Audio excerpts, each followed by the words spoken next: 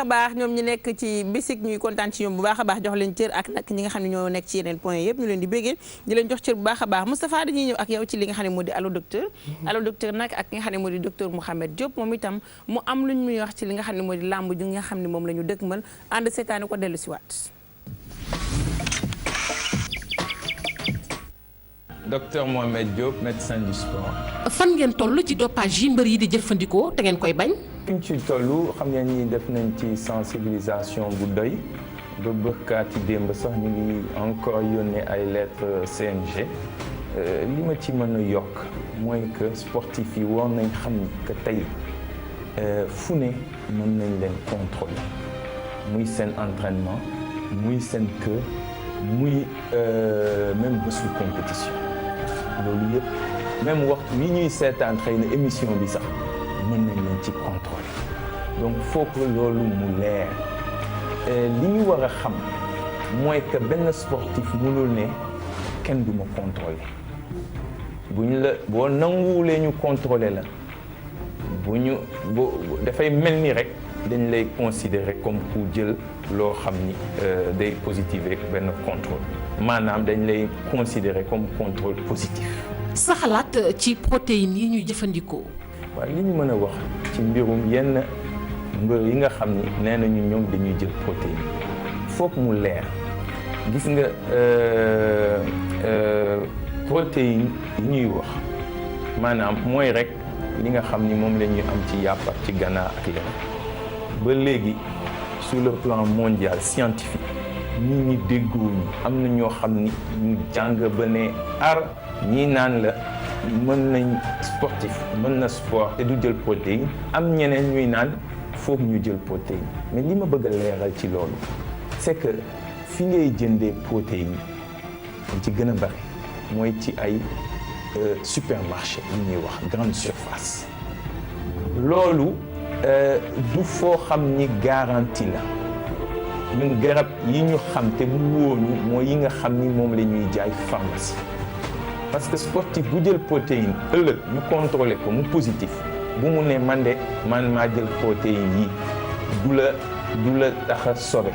ndax jaadu na ab mbër toog ak diir ci benn stade te du tuur ndox. man dina ma jaaxal nit mën a nekk ñetti waxtu wala ñeenti waxtu ci arène bi te du tuur ndox. loolu li mu mën a firnde mooy que nit yi li muy naan doyul te bu naanulee lu doy rek day ñàkk doole te ñëpp xam nañu bëre mbirum doole la donc vraiment loolu foog ñu xool ko bu baax xaw ma ndax remarque boobu am na wala amul mais liñ ci mën a wax en plus de loolu stress sax dafay pousse nit ki boo leen gisee muy athlète wala keneen booy nekk ci vestiaire yi balaa ngay dem football yi wala balaa ngay dem handball yi da ngay gaaw a dem tuur ndox benn yoon ñaari yoon yenn saay ba ñetti yoon donc stress bi ñooñu di am aussi ñu bëri war nañ ko am. li ñu duppee protège-dents maanaam di aar ay bëñ naka lañ ko jëfandikoo. d'abord pour yenn niveau yi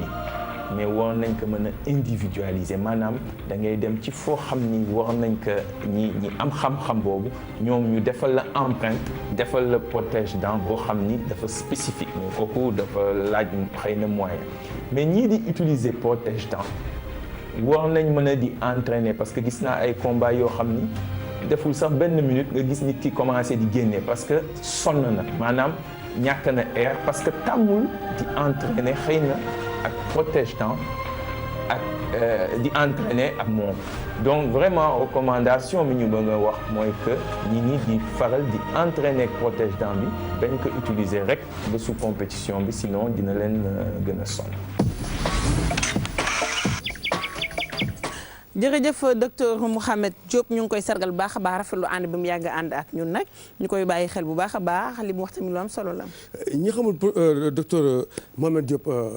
médecine du sport moom mooy li nga xamante ne moom mooy kuréel gi nga xamante ne mooy saytu ñëpp ñi nga xamante ne dañuy déppewu yaa xam da ngaa pikiru yaa xam anabolisant nga naan yaa xam da nga naan loo xamante ne il faut malhonnêteté la sa diggante sa adversaire parce que ñaar adversaire bu ñu nee bëri mati dañu war a yem ci lépp su kii yemee ci entraînement lekk ceeb naan ndox ak lekk cere yow nga yem ci entraînement lekk ci naan ndox ak bu ci boole yeneen nag da ngay malhonnête moo tax ñii nag jóg nañu actuellement ils ont adressé une lettre au CNG pour ne leen ñoom pare nañu pour def fi donc nag au CNG maintenant de lutte de gérer tout ça pour que suñu mbër yi di am un corps sain dans un esprit sain. D'accord sargal ko bu baax a baax docteur Mouhamed Diop li ñu def nag dañuy seeti réaction ki nga xam ne moo di commissaire central Abdoulaye Diop moom itam xam nga ni am na kàddu ci li nga xam ne moo di mbir mi parce que nag bu bis boobu jotee yaakaar naa ni sécurité bu doy war na faa am ak ñi nga xam ñoom ñoo di waa police kon ñu ànd ak ñoom seetaani leen dellu si waat.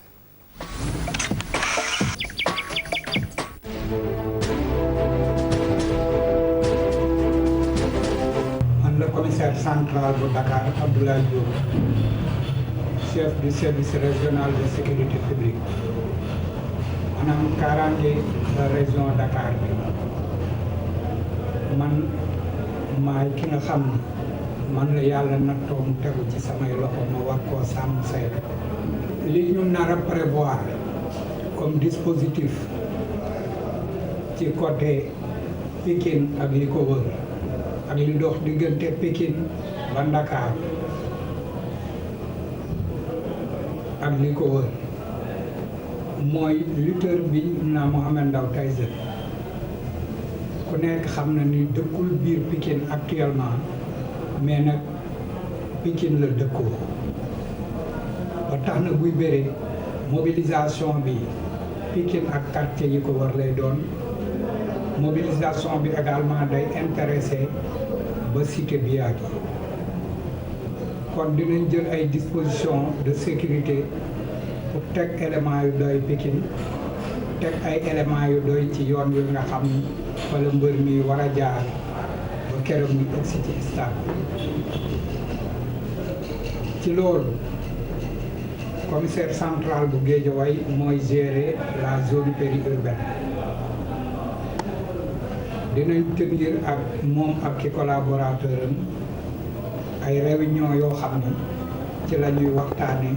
nan la ñuy saytoo bis bi ak mbir mi ba jàmm am avant combat bi jàmm am ci biir combat bi ak bu combat bi jeexee tamit jàmm continue sargal ko bu baax a baax kooku lee di commissaire Abdoulaye Diop sargal ko bu baax a baax commissaire central waaye nag gis nañ ci sunu mbokku jigéen ñi nga xam ne macha allah li ñuy faral di wax ni ñaari loxo mooy takk tubéy waaye mooy takk sër ndax nag ñoom itam da nga leen di fekk ci li nga xam ne moo di terrain bi ñuy aytu sa sécurité ñi nga xam ne ñoo di doomu aadama muy policiers yu jigéen ñi Moustapha waaw li jigéen bokkul baaxul mati foo dem ci monde bi ngay gis policiers yi jigéen góor lu fi góor def tamit jigéen da ko defal mati ñaari loxoy takk sër ñaari loxoy butoñe nag yi ñoo ko dëgër mati sécurité dafa am solo trop ci li nga xamante ne mooy événement yu mel nii parce que façon doomu aadama bu nekk moo fay ñëw surtout que ñu dañ jot ay information ne ñi nga xam ne dañoo seen ay mburu sandwich dañ koy ubbi dugal ci ay yëf donc ñi nga xamante ne ñooy jaaykat yi c'est-à-dire policiers nag ñu attiré attention ñiy jaay ci biir stade bi ñoom en général ñoom ñooy yóbbaale yi nga xamante ne moom mooy yi ñu soxla ci biir arène bi mais j'espère que nag communication ñaar mbëri ni mu demee lamb gi mati je pense que ne jàmm ak salaam dong nga fa war a am jàmm rek a fay am jour J moins 5 xam nga ne bu ñu waxee li nga xam ne moo di wàllu sécurité ci li nga xam ne moo di wàllu police ñu dañ ñëw ci ñi nga xam ne ñooy dimbali ñi nga xam ne ñooy faral di étouffer di xëm ñi nga xam ne dañuy faral di crise mu di sapeur pompier parce que nag ñoom itam ci lañ bokk ñu ànd ci ak ki nga xam ne moo di commandant Moussa Niang ñu ci képp kuy sapeur pompier waxtu wi di bàyyi xel télévision Futurs Médias ak seen émission Oeil du Tigre commandant Moussa Niang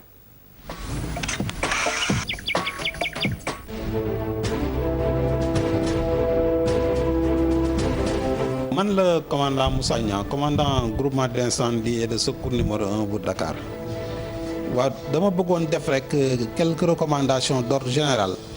ci ñi nga xamante ni ñooy ñëw ci làmb ji Tyson ak Gris Bordeaux di def le 3 mai 2015 benn bu njëkk bi mooy tribune découverte ñi nga xamante ni day ñëw ci stade bi xam nga ñuy toogee tribune découverte dañuy xaw a jàkkaarloo ak naaj bi surtout buñ teelee ñëw parce que yenn saa yi am ñuy teel a ñëw midi ak ba 2 heures dañ fay nekk ba keroog làmb ji commencé ñooñu ci naaj bi nag ñu xamal leen rek ñu mën a protéger wu ci naaj bi protection bi nag mooy ñu ut lu ñu sol ci seen bopp yi mbaxana wala laafa wala bu dee ci soxna yi la ñu xaw a ut lu ñu teg seen bopp yi rek ba nga xamante ni naaj bu du leen sonal trop. deuxième recommandation bi may def mooy ñi nga xamante ni dañuy ñëwit ñi moytu di sol yenn yu seere yi nga xamante ni ak naaj bi dafay indi ay jafe-jafe ndaxte dinay faral di indi problème bu dee ay crise am na wala mu am ay buuxanteeg yooyu donc loolu ñu di ko moytu rek surtout ci sama mbokku jigéen ñi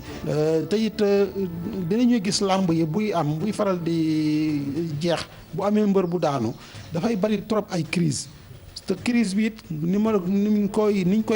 ràññee yenn saa yi dinay am xale yu góor mais xale yu jigéen ñi ñu ci ëpp ci ñiy daanu crise donc ñooñu it ñuy ñaan rek ku ciy ñëw ci làmb ji nga boo amee koo àndal nga ànd ak moom ndax boo defee yooyu ñu kooku di la mën a topp nga xamante ni même bu ñu lay yóbbu l'hôpital mu mën a ànd ak yow ñi nga xamante ni scooter lañ yore nga xamante ni bu làmb ji jeexee dañuy faufilé wu ci biir oto yi ak ci biir nit ñi day indi ay accident yooyu aussi ñi di ko moytu tey daw ndànk te ñëw ci jàmm ak salaam làmb ji yàlla na si yàlla def sutura. Amine Niang Ballo dégg nga loolu mu wax kon ñuy wax ñi nga xam dañuy teel a ñëw ci stade bi ñëw ci lu mel ni midi pour teel a am place ñëw ay 1 heure 2 heures bu dee góor ñi dañu sol li nga xam ne moo di casquette mais bu dee jigéen ñi dañu sol lu oyof mais tamit dañuy wut lu ñuy muur seen bopp parce que naaj bi ni mu leen fay fekkee ñu nar a xaar combat boo xam ne 19 heures ou 20 heures lay commencé nar a xaar loolu tamit xam nga daf leen ni faral di sonal. oui di naan ndox aussi boole parce que période chaleur lañ nekk déjà Mati lamb dafa bari stress ak pression damay rappelé wu 1988 sama benn combat ma am victoire di seeti sama benn mag mu ne ma Tafa bàyyi naa lamb bis ñu ko tey ma ne ko lu tax ngay bàyyi lamb grand soo bàyyi lamb fu ma jëm mu ne ma non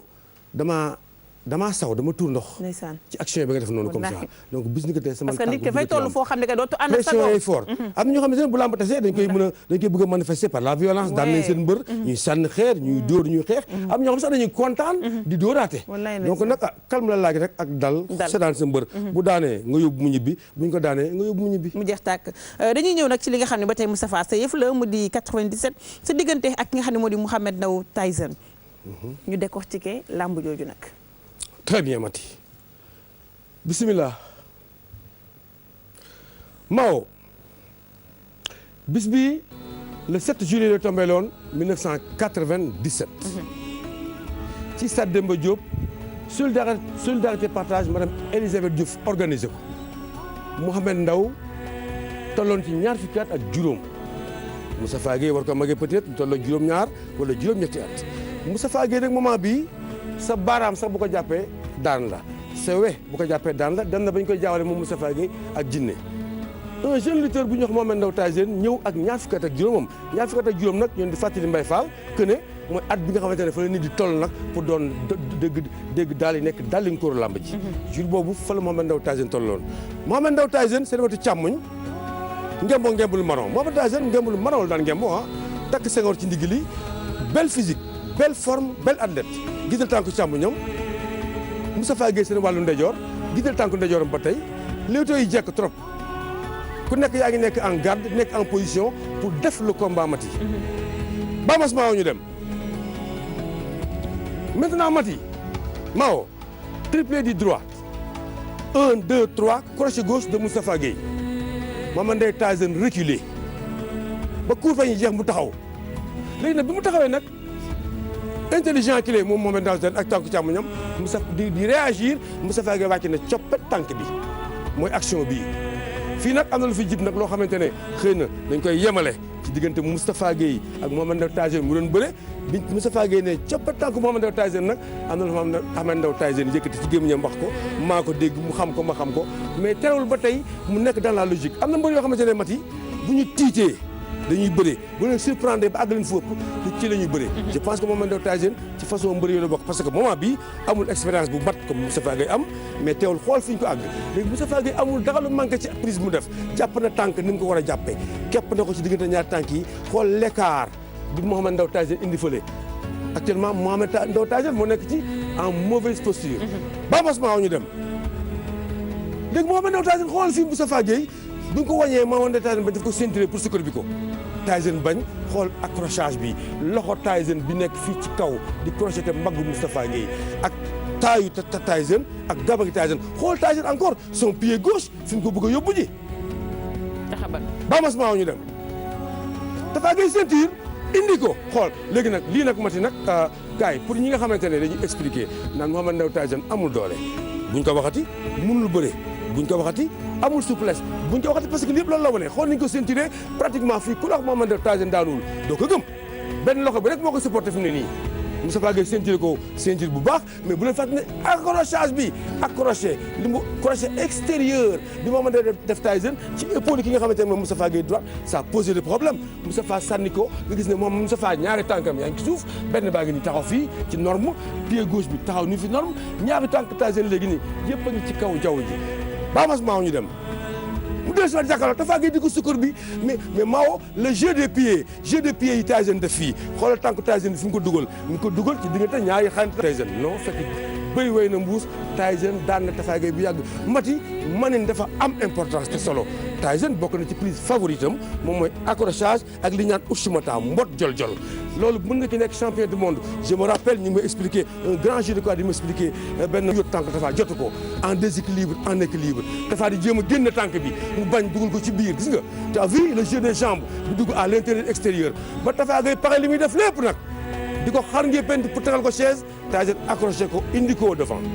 def jol-jol kenke jol-jol jamono yi nag mati ñu fàttali ne rek 3 appuis jël la woon donc boo gisee action bi 3 appuis la Tyson fi la daane quand même Mohamed Ndao Tyson fi la daane Moustapha Gueye ñi nga xamante ne moo taxaw di wax ak yéen nii jël bu set wecc bu amul benn werante jël bu set wecc bu amul benn werante mu doxoon ci seen diggante ñoom ñaar en 1997 waaye nag le défi le 3 incha allah di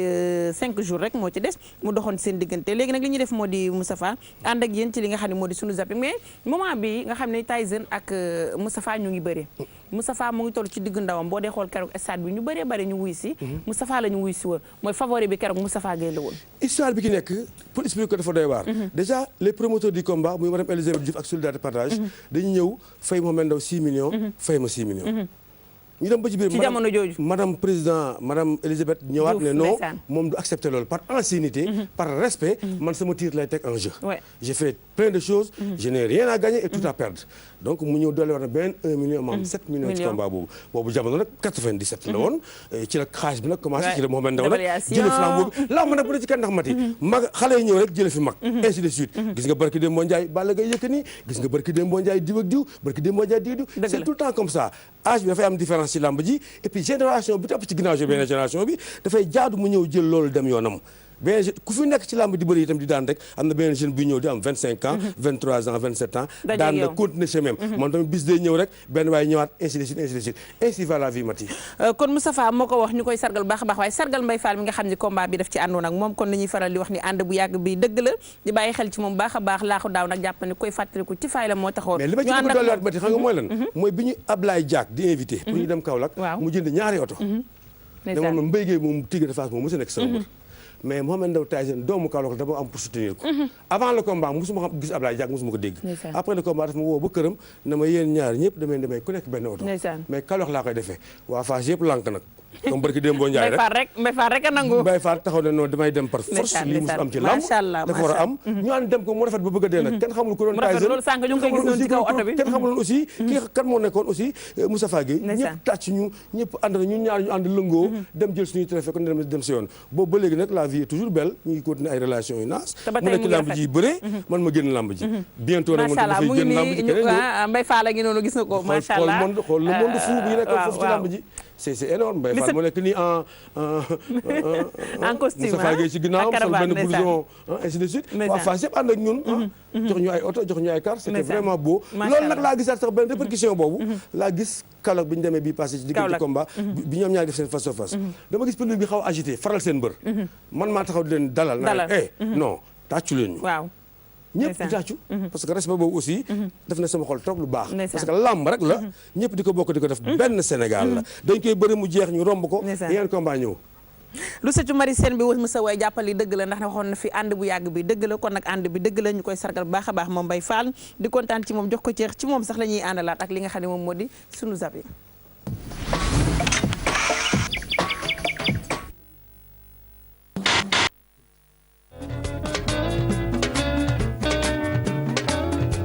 Solidarité, Amérique.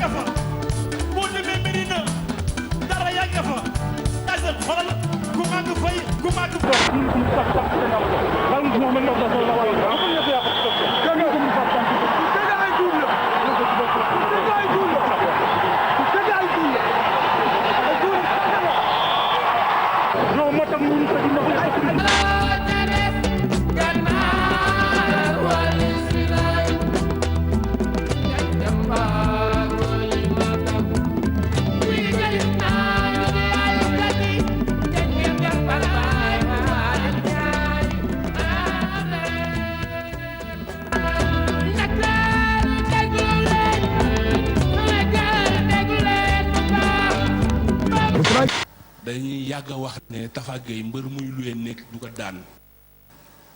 ñëw Dakar luwee nekk. foog nga dëkk Dakar pour mun ko daan. moo tax ma ne la Fass dafa ma jig. waaw man su ma yaay Jóob la sant. waaw fa laa yem. Gambie ñu boole la fa ak Mor Fadam. waaw exactement parce que xam nga loolu d'ailleurs sax maa ngi profité di remercier di nuyu suma xarit muy le président de la Gambie. muy son excellence Yaya Jammeh. et xam nga sénégalais yi aussi duñ xalaat nan la Tyson def bay bëri ci Gambie te loolu événement la. événement bu rëy. te loolu lu ko sababoom. xëy na sax mun naa wax ne mun nañ bañ a dugg ci détails mais lu extraordinaire la woon xam nga je pense que aussi tamit xam nga am nañ yeneen xalaat xam nga ñu ngi ci liggéey ak xam nga président wu Gambie pour que tey diggante Sénégal ak Gambie benn la. parce que tey ñoo bokk culture ñoo bokk gëm-gëm muy diine ji ñoo jaxasoo nañ daal ñoo bokk xeet. di ko bàyyi mu nelaw bi yoon tey moom nelaw woon temps yi nga ne. ma ne kii dafa bidanti xam nga lu gars yi naan il est dans ses beaux rêves en fait moi je pense que ne foofu la tollu parce que nag kon wax ji fare golaay da tey dama ñëw pour tuuru si ndaxte ku nekk xam na ne lii si cosaanu làmb la bokk tey moom si maam yi laa ñëw pour tuuru si. Tiens, Malo, tu penses que les morts peuvent te protéger? ah waaw su la neexee mun nga ko bañ a gëm mais lii si mook cosaanu làmb ñoo ànd ndaxte làmb waxuma la bëri bi rek mais galaaj bi tamit ci la bokk ba tax na lii moom mënul ñàkk. Et pourquoi les grieux sont-ils dans les combats? waaw parce que xam nga mbër mu nekk dafa am cosaan te si biir woy yooyu mooy tax nga xam sa cosaan ñu woy la sa njàmbaar ba tax na soo nekkoon benn fukk ngay nekk. ndaxte maa ngi fàttaliku bëre maam Anta sama nijaay maam Anta ak Madoun et làmb jooju làmb ju doy waar la woon.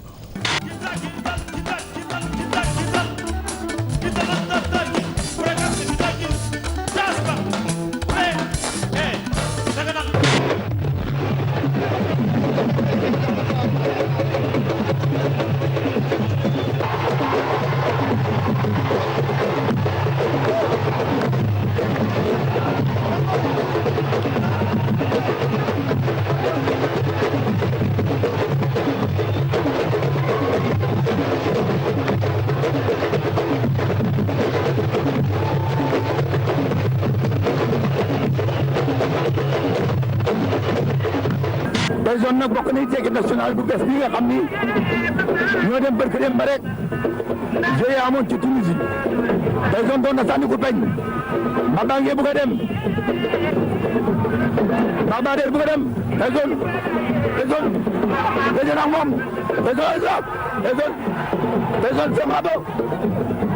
Tyson semabo waaw Tyson daan na semabo jële bu set rek non waaye kii dama bëri moom xam nga gars yi ne waaw soo bëriwul bul yàq sama lamb au jemi affaire waa ji ne day bëri jékki-jékki comme si fu mu dëkk soriwul mu wax suq bi ne ko gaawal indil ma marto suñ kër marto 5 kilos parce que bëgg na toj lamb ji sa waay daal comme waa ji dafa ponkal ba suy léewatoog moom beneen partie stade bi duñ gis sax waa ji jékki-jékki rek ku ndaw ki ah. waaw tey mu dee. dindi marto bi. ci ngemb bi la ko duggoon rek dóor ko waa ji si bopp. waa ji ne ko tekkil sa jaaro bi waay.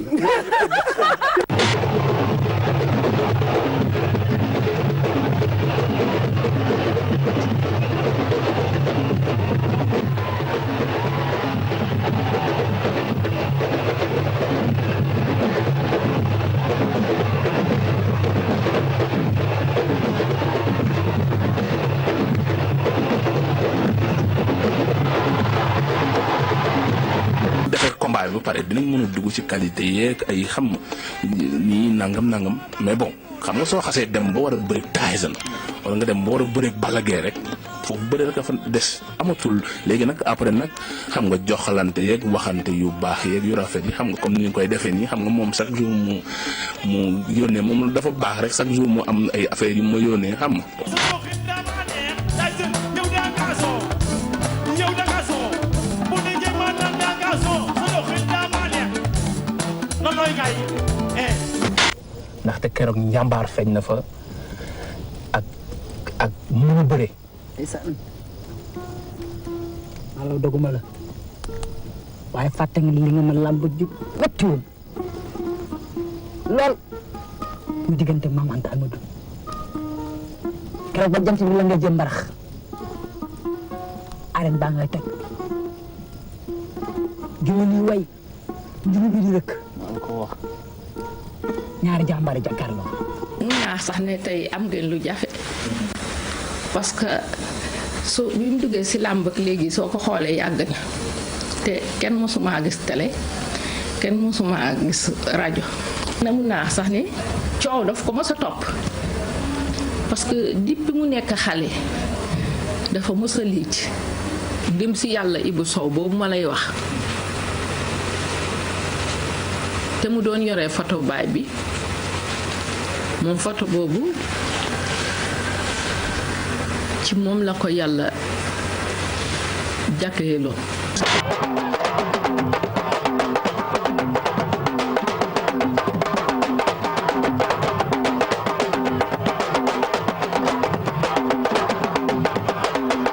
indi loo xam ne tey dañ ne fallait que après nag am na ay journalistes yu gën a mag tey yoo xam ne tey bind nañ ci sociologue yi. wax nañ ci ay phénomène social. parce qu'il fallait créer une révolution au niveau de l'arène.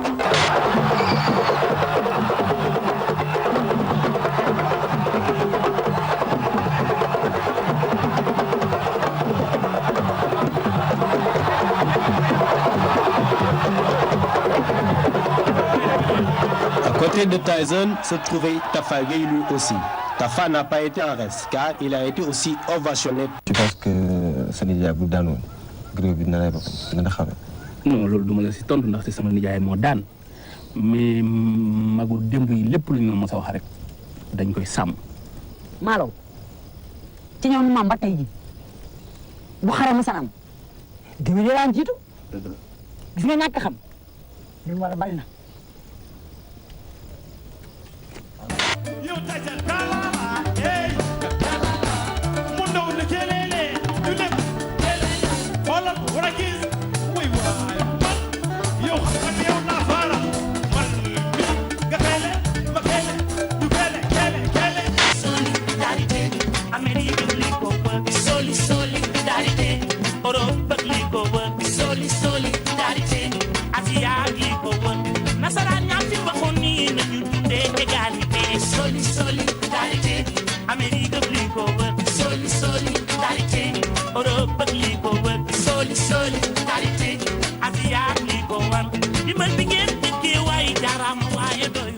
ci Gaston production Mounia production Taïga production ba tey moom mooy coaché liggéey bu rëy bi ñu gis ci ay production yëpp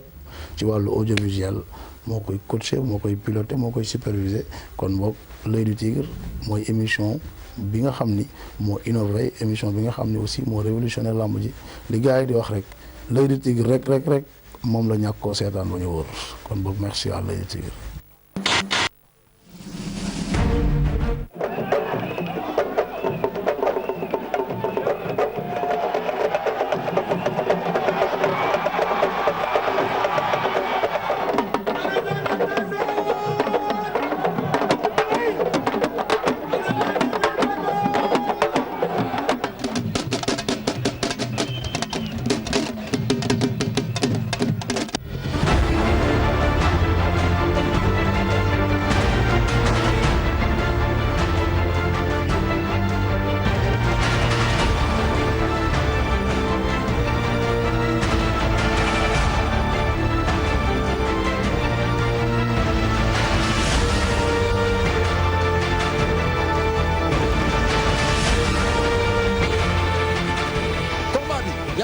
boobu ba léegi yàggatul Aziz Ndiaye production moo ko tëgg le 3 mai la stade Demba Diop ma lay laaj lan mooy doon sa kàddu yu njëkk yooyu wax ñu ni seetaan ci télévision Futurs Médias miroir du Sénégal. ñu ngi lay nuyu di la fay je pense que ni Aziz def na lu rafet dem ba xool ñu ñaari mbër yi tëgg combat bu mel ni du ñu def lu dul ñëw bégal fans yi nga xamante ni ñoo ñuy fan daal. Gris Bordeaux lan mooy doon sa première kàddu ci combat bi nga xam ne moom ngay waajal gis nga mbir mi kaani la dafa nar a saf duggoon na Fass mu neex waaye bi baax may dugg Saalum mu neex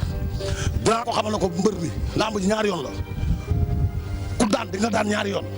ku daanu di nga daanu ñaari yoon. dégg naa muy wax naan ay bu ñëwee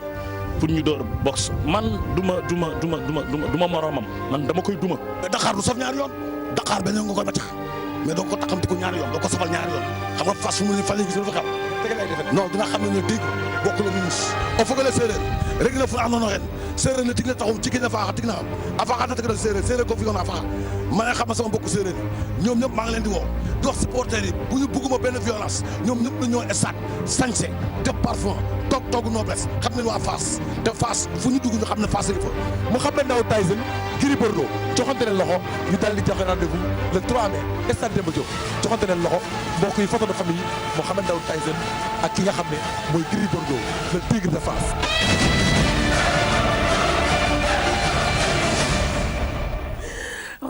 xorom ci cin laa ko dippee ci li mu dugal du neex macha allah sin andaaru lem ñetti beek suukar ànd ak ki nga xam ne moo di Horatio ak ki nga xam ne moo di Ablaye Ndiaye mi nga xam nag moo nar a doon sunu Tyson moom Kouthia nar a doon Gris Bordeaux mais xam nga lu ma jaaxal mooy écarté koy të pourtant def na ko nag muy ma dañ koo kii rek dañ ko monteel non mënu ko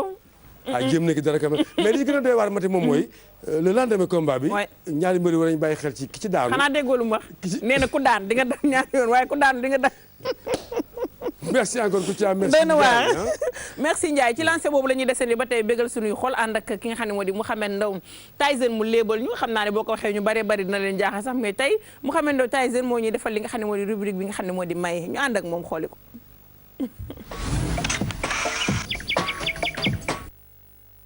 Gris Bordeaux la woon waaw Gris Bordeaux parce que ku nekk gis na Gris Bordeaux ku xool biiram boobu xam ne ku bëgg ginaar la mu dem na commande ay ginaaram xam nga waaye ginaar yu baax comme dafa yor ñaari soxna xam naa kër ñaareel bi defal ko ay ginaar yu toog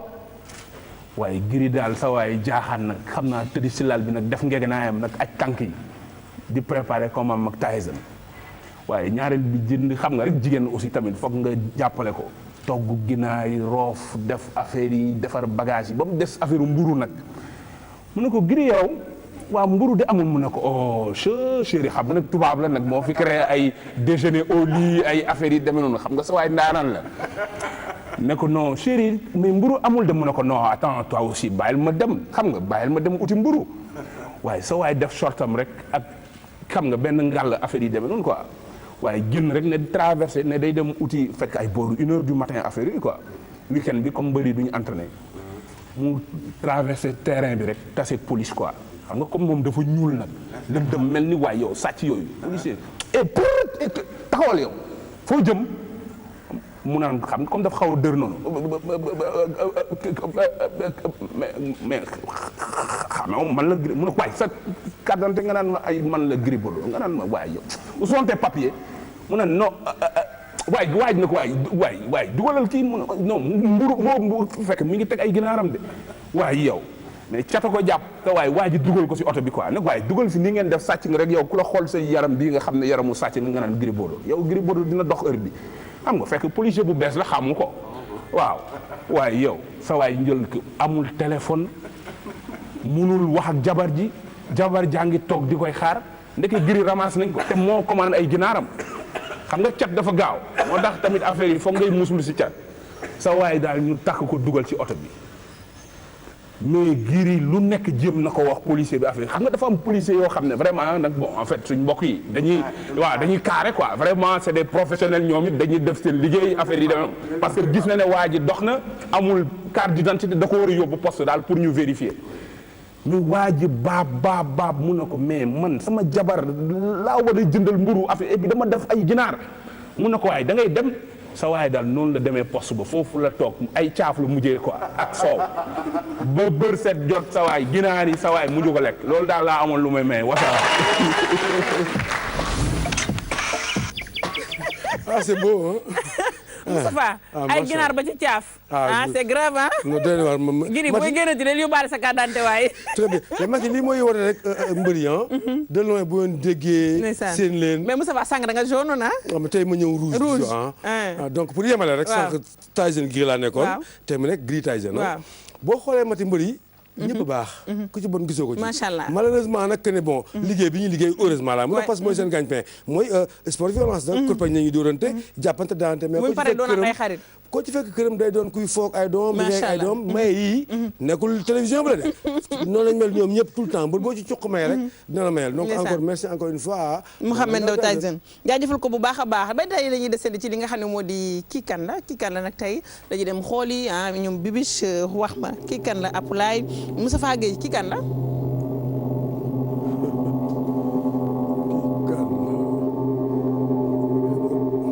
benn bët lañ la wana ak montre. benn bët montre tuuti bakkan. mais wan nañu ba ñu ko wax aussi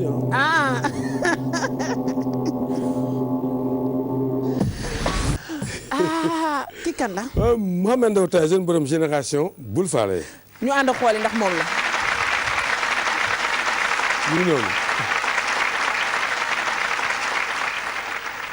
borom génération bul faale la ñu àndaloon noonu le ci kii kan la ànd ak moom di Mouhamed Ndao Tyson 20 ans de carrière ànd ak moom 5 jours avant le combat le 3 mai incha allah ñëpp xamoon nañ ni wala ñu bëree bëri xamoon nañ ni moom la mu di Mouhamed Ndao Tyson ku ci mel ni Madani si sunu xarit xamoon na ni moom la. ndax moom Moustapha Ndiaye sama turandoo tamit. ndeysaan waaw Moustapha Ndiaye ak kan ak beneen Moustapha ak Moustapha Ndiaye ñaar yoon la Moustapha Ndiaye tontu fii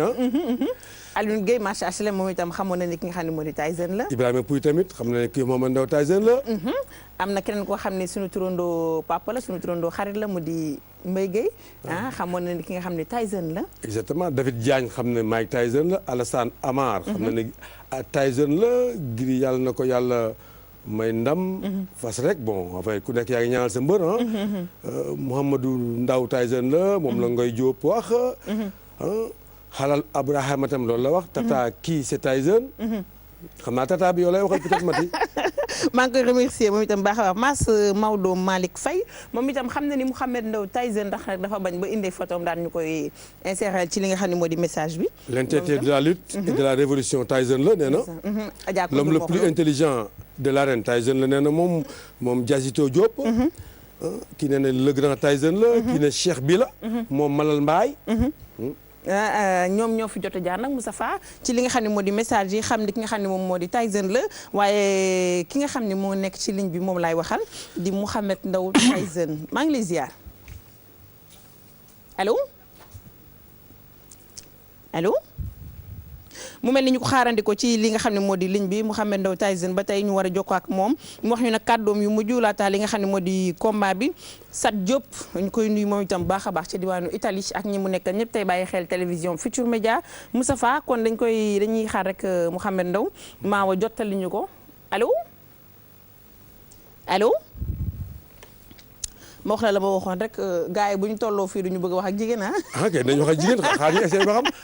allo Mike allo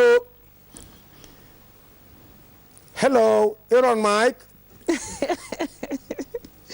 ñu xaare leen ko sargal ñang mu xarañ loo mi nga xam ne nag mooy defar t-shirt yooyu le exactement nga xam ne moom la Moustapha sol tey. ñang mu xarañ loo xaritu Momadou Lo. waaw xaritu Balla Gaye xaritu mbër yëpp wuy ma ne ko maa ko dàq defar t-shirt dégg nga. ñu ànd ak ki nga xam ne moom moo di Mado madame Ndiaye madame Ndiaye bii bi ànd ak moom ci li nga xam ne moo di suñu revue de presse laataa ñu jotoon ki nga xam ne moom moo di l'américain noir Mouhamed Ndao Tyson ñu ànd ak Mado. acca revue de presse.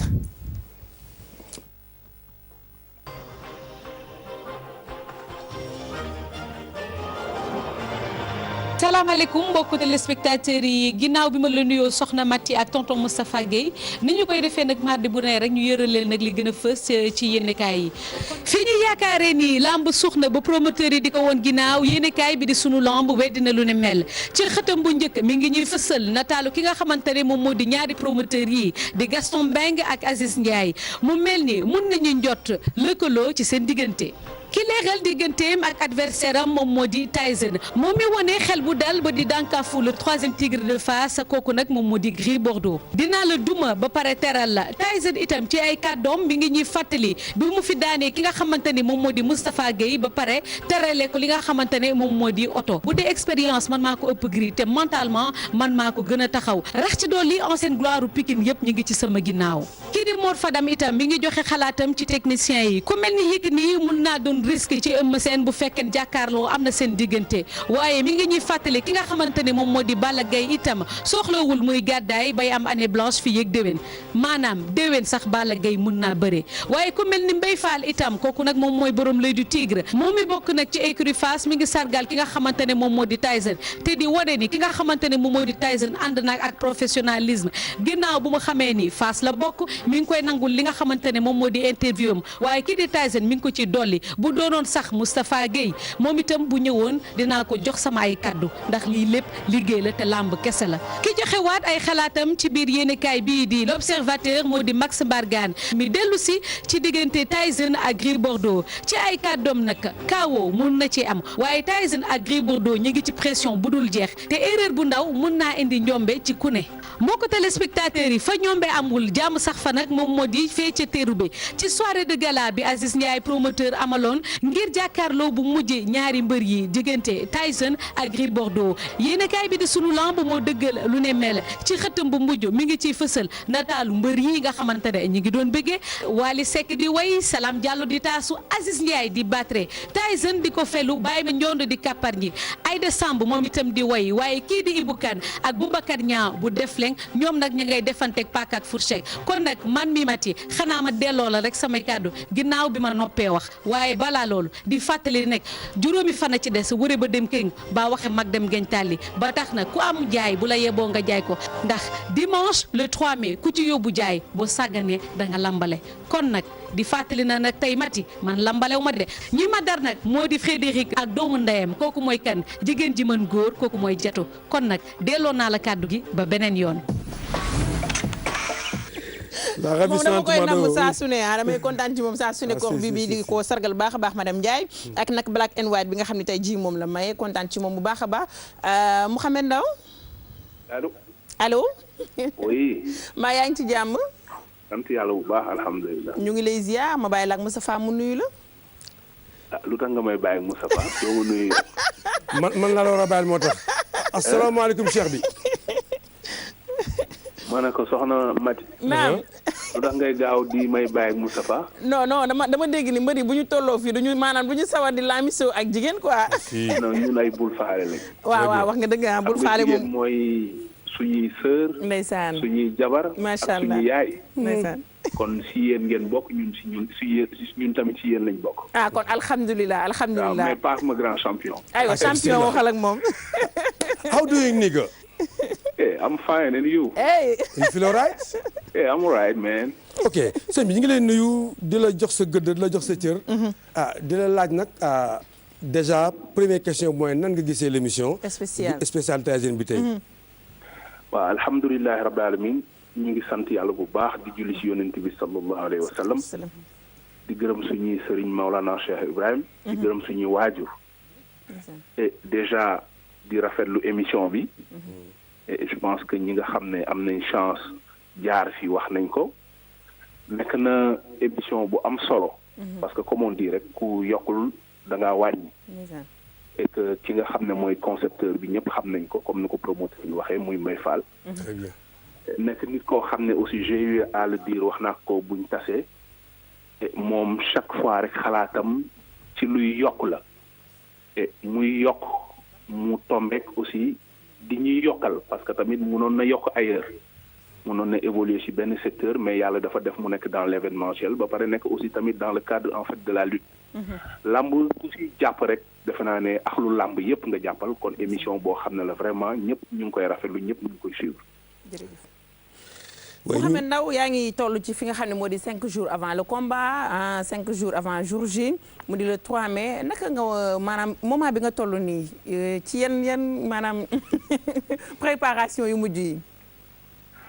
waaw comme ni ma ko waxee tout à l'heure xam nga vraiment.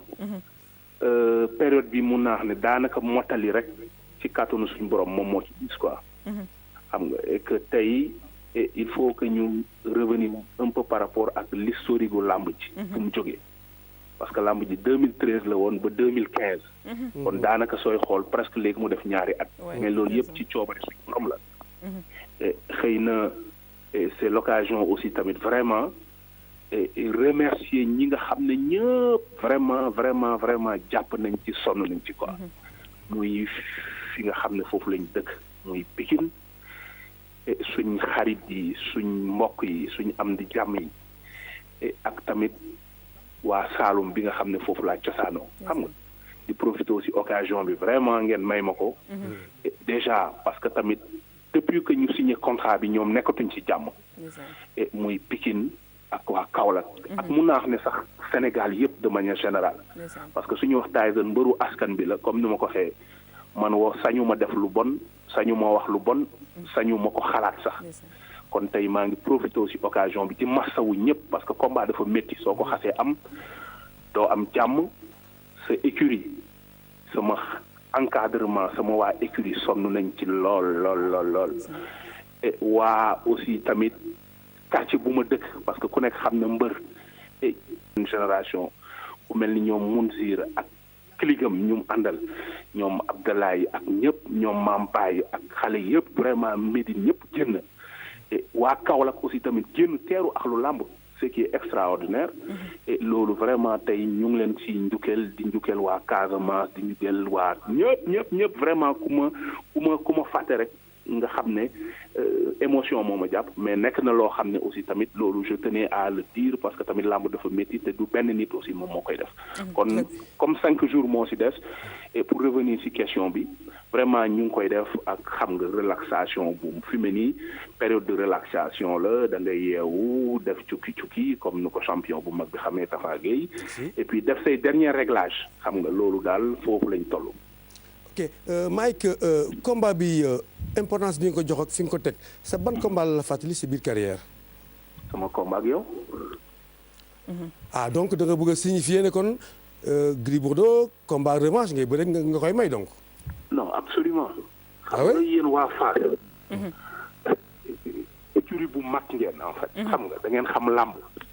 et puis comme li ma doon wax tamit ay boy town ngeen comme ñun waa Pikine yi. parce que dama ne Pikine Fass derby la. xam nga ñun loolu dañ ko fi fekk. mi ngi déparé ci jamono ñoom Mbaye Guèye ak Baston. wàcc ci ñoom tey xam nga yéen seen génération ak Balla Beye numéro 1. ñoom Mansour Diop ñoom Dégol heure bu mbëru Pikine war a taseeg mbëru Fass rek. tension lay nekk derby lay nekk. kon tey combat bi ñun du lu ñuy créé waat parce que yàlla moo def rek moo war a bëri Gris Bordeaux nekk porte drapeau wu Pikine moom mu nekk porte drapeau wu Fass. xam nga. kon nag man tamit dama am chance nekk du dëkk parce que tamit diggante Pikine ak Kaolack li may wax dama juddoo Pikine màggee Fass yaroo Pikine kon tey dina nekk derby boo xam ne combat bu extraordinaire ma profité aussi ci occasion bi pour remercier aussi tamit suma mbër yi dekk Pikine yëpp autant qu'ils sont mag yi muy Dégol le Beye numéro 1 Balla Beye numéro 2 Baboy mbër yëpp suma rakk yi ñëpp ak may envoyé message ku nekk nga yónnee sa xalaat ku nekk nga yónnee sa avis loolu dafay won rek ne combat bi ñor na leen parce que comme ni ma ko waxee Fass ak Pikine choc la mos a nekk à chaque fois nag wax naa ne yàlla dimbale na bul faale Fass da ko jig on a eu à le faire avec Cheikh Mbaba. On a eu à le faire avec Moustapha Gueye 2 fois. Gris Bordeaux dañuy ñaan yàlla rek comme ni ma ko waxee muy 4e fois ñu daan ko teral ko yóbbu ko Pikine ak Kaolack comme ni ñu la def. mais da nga yaroo Fass wala da nga jaar Fass wala loolu tam man lu ma xamul woon ah foo jaar ci Fass suñu rëy. non laaj ko Abbas Ndoye seen président. wala Moustapha wala Mbaye Gueye. sama papa ak Mbaye Gueye. fanaan nañ benn néeg. parce que man dama juddoo Kaolack yaroo Fass màggee Pikine. parce que tey soo xam nga yow famille Omar Dia. bu baax a baax. bu baax. Tata Nabou Dia sama jawaru papa Habib Ndaw Ndey Sukay Ndaw ak Aziz Ndaw Assane Ndaw ñooñu ñëpp suma ay frère lañ kon man suma ay mbokk ñoo nekk Fass ba pare nag ma bokk Ndakaaru aussi tamit. ah très bien. Ndakaaru aussi xam nga sama combat ak yow ñu ngi ko doon xëccoo. si man comme ni ma ko waxee man suma maam mooy Diop Nosoko te nit. penc yëpp xam nañ kan mooy Diop Nosoko man Dakar dama fi am cër parce que suma yaay Diop la sant. très bien. waaw kon nag aussi tamit xam nga loolu aussi foog nga waa Fass xam ko moo tax ma ne dama leen xam bu baax. ah très bien. mënu leen ma jommal. ban message ngay envoyé sa adversaire Gris Bordeaux. waaw comme ni ma wax rek xam nga c'est quelqu'un vraiment boo xam ne en dehors de li ñu war a seex c'est quelqu'un que je respecte beaucoup. te loolu moom xam na ko parce que tamit nit lii tax nga jàpp ko ci moom lay jógee lii tax nga bàyyi ko ci moom lay jógee. et que nit su nekkee ci tolof wala mu nekk ci nattu parce que suspendre nañ ma fi 3 ans. et que tey dama toog ci télévision dégg ko moom nit nettaliwu ma ko mu toog ne Mohamed Ndao Tyson vraiment liñ ko suspendre métti na ma naxari nañu parce que champion la et que tey ñun mbëri def sa carrière ba mu jeex déwoog Tyson am lu la dese et loolu je ne l'oublierai jamais parce que wane na ne fait moom gentleman la wane na ne nit ku baax la et loolu depuis lors si laa ko téye kon tey maa ngi koy ñaanal jàmm ñaanal ko fameem yàlla bu ko dara jot ba le 3 incha allah mu ñëw ma defal ko affaire daan ko jël bu leer nañ ci kàttanu suñu borom jaar ak moom Pikine yóbbu ko Kaolack rek comme ni ma la defaloon teral leen bu baax indiwaat leen Dakar Sénégal jëm kanam. mais Sénégalais ñi ngi séntu vraiment combat bu tar combat bu metti combat bu am xeex combat bu am bëree combat bu am mbootante ban message ngay bàyyil aussi amateurs yi nga xamante ne ñëw ci làmb ji bëgg naa xam ndax moom bëre la ci la combat bi di jeexee ou xeex parce que ñaar lañ ñoo xam ne que ni kenn mënu leen natt ci benn boor. waaw xam nga en fait kuy dem guerre. doo wax sa stratégie. parce que tamit c'est vrai que bon li ma wax rek ñun dañoo am quand même expérience ci làmb. xëy na peut-être am na loo xam ne mun nañ ko bàyyi ak suñu adversaire. xam nga xëy na peut-être bon comme moom mi ngi ci côté boobu nañ ko bàyyee. mais stratégie bi ci jouru làmb ji lañ koy dévoiler loolu mooy charme làmb en fait. luñ naan loxo demati na ci gémmiñ xam nga loolu tax làmb neex kon tey moi je pense que ne tey liñ mën a assurer daal incha allah mooy tey ñu ngi ñaan yàlla suñu borom mu defal ñu jàmm et ba jour ba ñu def spectacle bu am solo et def làmb ju am solo parce que comme on dit rek sport bi moom mooy gagné xam nga sport bi mooy gagné làmb moom mooy gagné parce que ñun ñëpp aussi dañoo œuvrer pour que tey làmb fi mu toll fa et que nekk na loo xam ne tey waruñ ko fooye waruñ ko yàq parce que la lutte est rentrée dans tous les foyers de ce pays c'est une énergie qui est là il faut savoir la canaliser li ci am solo daal mooy nit du complexé ñun lamb suñ cosaan la suñ deret la nekk et nañ ko fonk respecté ko parce que le sumo au Japon suñ ko fonkee tey ci àdduna bi parce que tey dañoo fonk seen sport kon lamb aussi je pense que ne liggéey nañ liggéey boo xam ne rafetal rek moom moo ci des kon nag ñu ngi ñaan yàlla acteurs yi nga xam ne ñoo ko war a def déjà ñu wër comme ni ma ko waxee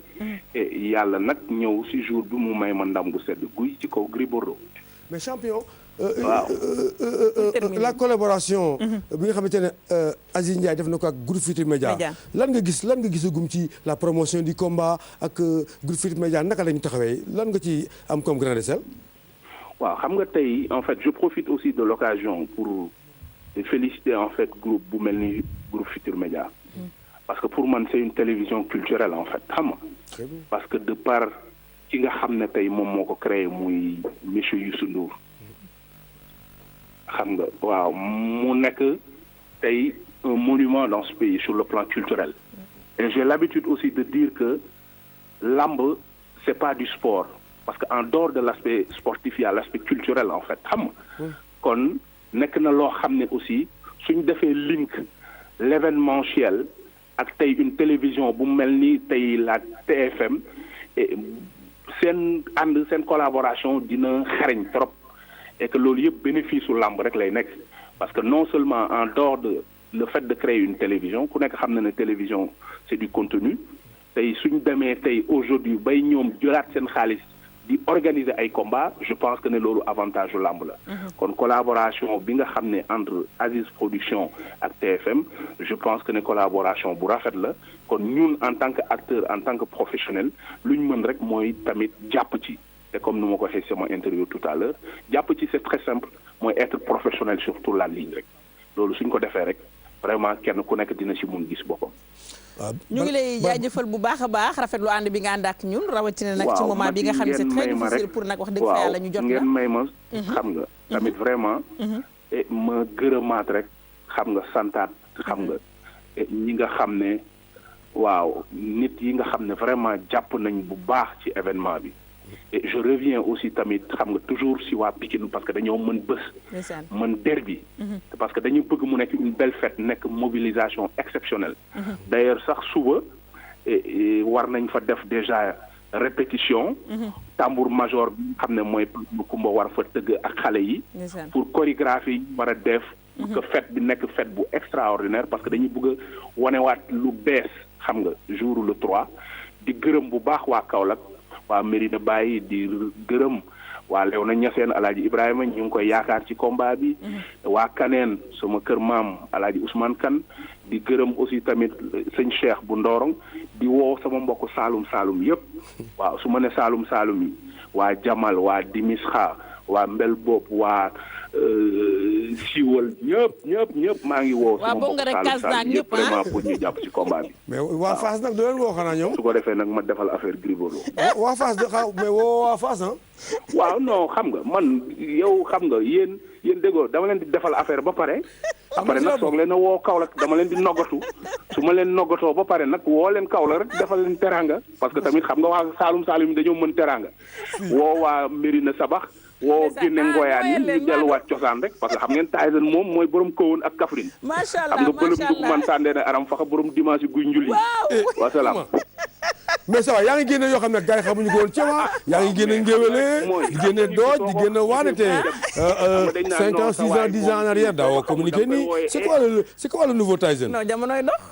ah le nouveau Tyson mooy ban parce que yaa ngi tagg xam nga Tyson moom il restera toujours Tyson xam nga man j'ai toujours été comme ça c'est vrai que xam nga bon nit ñi suñ la xamul wala su fekkee sa wax bëriwul affaire yi demee noonu et tout mais am na ay facettes yoo xam ne dinañ ko génnewaat ñu ngi siy waxtaan ak xam nga tey bon borom télé bi ñu ngi siy waxtaan ak ñu concepteur émission bi am nañ affaire yu bëri yoo xam ne xëy na peut-être gars yi dinañ ko découvrir plus tard mais mënu ma terminer nag aussi tamit Moustapha sans ne pas te remercier aussi. Parce que tu es un très grand champion. Ouais. Merci champion. J'ai l'habitude de dire, et je le pense sincèrement parce que man du ma waxantu. duñ fi daan lu fi Mbaye Guèye daanul. duñ fi daan lu fi Manga daanul. duñ fi daan lu fi Tubaabu Joor daanul. duñ fi daan lu fi Moustapha Guèye daanul. Lamb c'est comme un état c'est une continuité. da ngeen ñëw am loo leen fi fekkoon. am foo leen ko yóbbu. ñun ñu ñëw am fuñ ko yóbbu. ñu ngi ñaan ñi koy mujjee. yóbbu ko fu kowe kon tey su amutoon ñu mel ni Tafa Gueye parce que xëy na peut-être ay jamono yu Mbaye Guèye wala ay Manga Robert day xaw a sori. dëgg la kon tey ñun duñ mën a tey am fuñ sukkandiku pour gis ne liggéey bi kat suñ mag bu mel ni Tafa Gueye fii la ko yóbbu. ñu mun a déparé point A pour yóbbu ko point Z. yow itam ku baax nga na wax sa baax waaye vraiment pour apprécier loolu au nom de tous les lutteurs nag franchement. merci Mouhamed Ndao ba pare nag di lay gërëm di lay sant.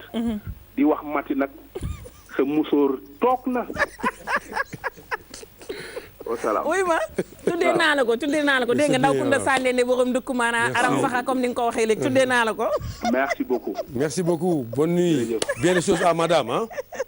merci beaucoup kontaan ci moom bu baax a baax Mouhamed Ndao Tyson kontaan ci moom bu baax a baax parce que nag macha allah mbër bu tolloo fii da nga gis que ni bopp bi dafay xaw a fees dootul xam nu mu mais moom nag macha allah li ñuy faral di wax chaque fois ci communication. macha allah mais nag wax sa mbaaxu waaye Moussa Fadou yàq sa mbaax dafa am solo trop di sori ci ay xol xam nga tamit moment bu difficile la comme ni nga ko waxee rek boo doon dem këram tey di fa dugg di fa fekk téeméeri ponkal di fa taxaw doo fa dugg mais moom mi ngi toog ci néegam jàkkaarloog télévision di seetaan émission di waxtaan ak askan wi parce que lii rek mooy làmb nag amul leen donc nag benn question bi ki topp rek moom mooy jeunes yi nga xamante ne dañuy mujj làmb ji gis nga ni mu ko expliqué continuité la dañ fiy jóge ñeneen ñëwaat rek muy di adday dem ba jeex rek doom nijaay papa ainsi de suite donc vraiment encore Mati une fois dañuy remercier Mouhamed Ndao Tyson et di ko ñaanal jàmm di ko ñaanal adversaire am ba ñoom ñaar ñoom tal ak fekke mën a jàkkaarloo jëflante kenn ki daan morom mi lamb continuer di doon lamb di fi mos a jóge mu kenn lay daan rek mu jeex tàkk beneen dimanche jot combat am ñu fàtte ne Tyson ak Gris Bordeaux bëre woon nañ daanante ainsi de suite ëmb seen Balla Gaye fàtte nañ ko Lac de Guiers ba ki démb ak Papa Sow fàtte nañ ko ba Tyson Gris Bordeaux ñooy bëgg le 3 bu ñu fa jógee lënd ba ñëpp fàtte ko jublu ci beneen combat na yàlla def jàmm macha allah amiin yaa rabbi na yàlla def jàmm yàlla defaat jàmm bu baax a baax ba ñu fekkee incha allah le 3 waaye fekkee waat talaata bii di ñëw ba ñu mën a toog xool nag ban combat lañ war a décortiquer ci combat yi nga xam ne moom moo fi war a jaar mais Moustapha duñu dem te remercier ñu bu baax a baax xale yi nga xam ne boobu ba tey dañu jàpp ci spécial yi jàpp ci bu baax a baax ko ci mel ni Malika Kapoulo di kontaan ci moom baax a baax Apulaay mi nga xam ne nag laay Maxtaar moom itam di waajal baax a baax li nga xam ne moo di appel bi Njool photographe nga xam ne tey daf ñu assisté ak nga xam ne moo di Bibiche à Toumane duñu fàtte sama xarit bi nga xam ne nag moom moo di jàppul ardo borom nag yeeg meew yi Matar di kontaan ci moom baax a baax Aziz Soumaré buru ngalam yow kontaan nañ ci yow bu baax a baax ak yu Baye Fall mi nga xam ne moom itam réalisateur la léegi maa aussi Mati di nga jàkkaarloo ngay waxal mais ñi ci ginnaaw di liggéey yëf yi ba mu neex a gis non ñoom maa aussi ñoom Moussa ñoom sama xarit yooyu nga xam ne Tunkara mi nga xam ne macha allah moom itam Chérif Racine Chérif ak kan nga ne ak Racine jottali ma ñu ci def Ablaye tout le monde Mado ak Mbaye c'est-à-dire allié c'est une chance Madia c'est une chance Mati L'Oeil du Tigre ba TFM koo fi cuq rek même le directeur Mamadou Ibrahima boo ko cuqee ne ko L'Oeil du Tigre fait participation le père fondateur de bu TFM Youssou Ndour day ñëw di joxe partition donc TFM dañu téye émission bi nga xam ne mooy L'Oeil du Tigre boo xamante ne saw na suñu xol saa neex sax léegi day participer moo tax ñun tamit du ñu bàyyi dara dañ ciy dem ba mu jeex tàkk L'Oeil du Tigre faire over ndeysaan dégg nga salaamaaleykum wa rahmatulahi wa barakatuh kon nag dégg nga ni mu ko waxee ma sargalaat baax a baax ki nga xam ne moo di Moo Ndiaye ak waa Ndiaye famille ca diwaanu États-Unis mu ngi ñuy seetaan nee na Moustapha tey li nga sol macha allah nee na jaune bi ko entre jaune bi ak rouge bi il faut nga yónnee ko ci benn chéri Madou may kontaan ci moom bu baax a baax waaye sargalaat ñi nga xam ne ñoo may habillé saa su ne di Khalifa Mbergane di kontaan ci moom nga xam ne grand bu rouge bi tey la ma may ne ma couleur Tyson laa la defaral daal di may la reine du foulard moom itam ma koy remercier bu baax a baax ak waa bijouterie l'islam nga xam ne nag ñooy génn ci yu baax yi ñoom ñëpp ñu kontaan ci ñoom ak képp ku fi jot a jaar gis naa la kan moo defar sa t-shirt le 3 mai le tigre de tous les temps kontaan ci moom baax a baax joxaat ko cër waaye joxaat cër ñëpp ñi nga xam ne ñoo ngi doon seetaan bu ñu limee dañuy juum remercier ñëpp ñi fi jot a jaar encore merci beaucoup ak ki nga xam ne moo di Malika Kapoulo Ardo xale bu yaru bi ak Maawo Cissé Maawo jërëjëf gis naa la sargal la bu baax a baax chéri Amina Baye Mouhamed kontaan ci yow ak Aziz Soumaré ak ñi fi jot a jaar ñëpp merci beaucoup Mbaye Fall kenn du yow